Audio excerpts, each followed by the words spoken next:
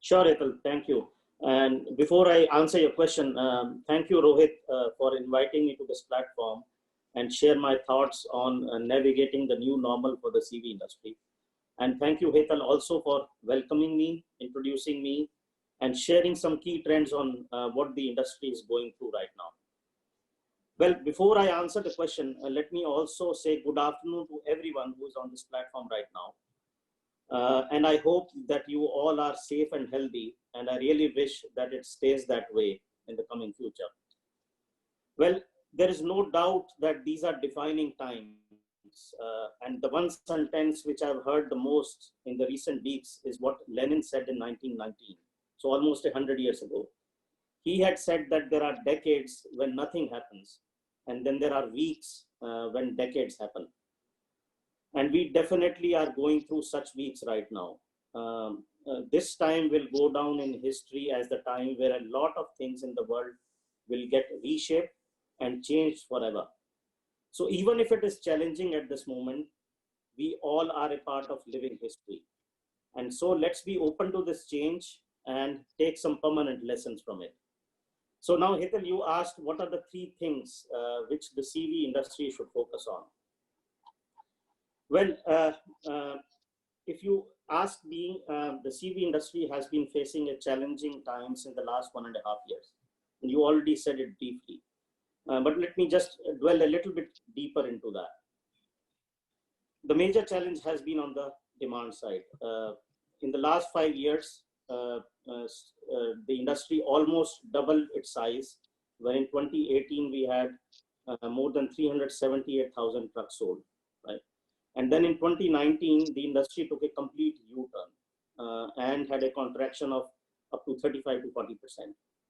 And there are very well-known reasons for that. You mentioned some of them, Excel load norms implementation, GST. Then we had the liquidity crunch starting somewhere in end of 2018. And then when we also saw that the GDP growth, which used to be at a level of 7 to 8%, came down to 4 to 5% in 2019. Right? Now, there is a very important point here which we must take note of. Excel load norms added about 25% additional capacity in the fleets. It was not only implemented for the new trucks sold, it was implemented for all the trucks which are running on Indian roads. And this is not a one-time correction. This is a permanent correction. If you look at GST norms, in our estimate, the fleet utilizations went up to 10% because of that. So the turnaround time became better. And even if it leads to a short-term contraction in demand, we believe this is better for the industry. Right? Now, with that background, we stepped into 2020. And frankly, we were anticipating a 10% contraction in demand even in this year, simply because we were going to implement BS6 emission norms from 1st of April. And we have seen in other markets, Daimler is a worldwide player. We have seen that wherever we implement Euro 6 or equivalent norms, the industry in that year slows down by about 10%. This is also driven by the pre-buy which happens before the switch, right? So the challenge on the demand side is going to be exceptionally high, right? Now, keeping that in mind, what are the three areas of focus according to me for the entire industry? And this would be the 3 R's I will talk about. The first one is reboot, right? I think a good part of 2020 will keep us busy to reboot and stabilize our entire value chain. And when I say value chain, I'm talking about 3 aspects. One is on the supply chain or the supply side. The second is the value which we create inside our factories. And the third is on the distribution or on the sales side. So we all have to restart that very safely, maintaining the social distancing protocols, which we all know now, right? Let's keep in mind one more thing. Never ever before it has been shut down so abruptly and restarted like that, right? So the safety of our employees has to be the number one priority for all of us, right? And we have to do it for the tier 2s, the tier 3s, and the dealer partners. So everyone has to restart in a very safe manner. We must help our stakeholders when we do that. We must support them. When we look at DICV, we paid entire full salaries for all our staff during the lockdown. We even paid all our contractual employees and the service providers. And I strongly believe that we have to remain socially responsible during this crisis, because the nature of the crisis is like that. The government cannot do everything. We all have to pitch in. So that's the first R, reboot. The second R is resilience.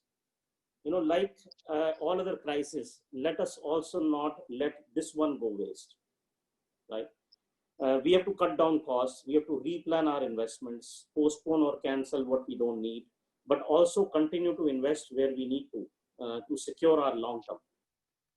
In a crisis of this nature, conserving cash becomes of paramount importance. So tie up your liquidity and make sure that you pay your suppliers in time. Another important thing will be to bring agility and execution. Why? Because we will all see very different scenarios playing out in front of us right now. So we should be agile to get adjusted to them when they arrive. And the third and the final R is reimagine.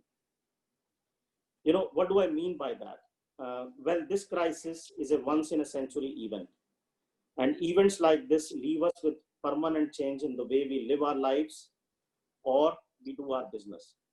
So you can't wait for the crisis to be over to start working on that. It is important to imagine right now what will change and start working on that.